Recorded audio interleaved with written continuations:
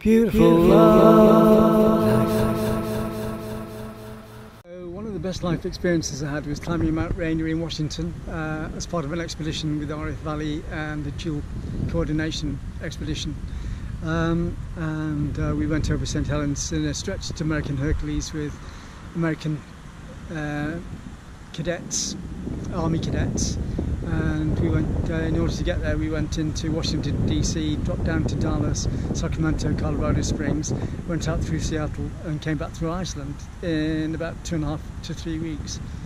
And I was probably the slowest member of the team because I had major problems with altitude sickness, because being roughly trippy mountaineers, we didn't take time to acclimatise before we went up the mountain, and I had problems. So a guy called Chippy Wathan, who's my buddy on the expedition, sort of dragged me up the mountain, and like any major event, when you're working as a team, you're only as good as the slowest member of the team, so I was the slowest member of the team in that case. But it was a privilege, and life experience wise it was second to none, and I never regret that.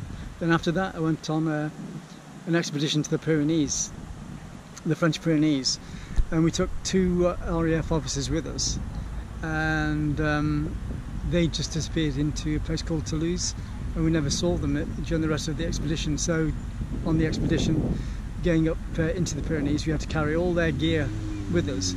But then when we dropped down back into Toulouse at the end of the expedition, they suddenly appeared again, and they'd had the time of their lives in Toulouse, just partying.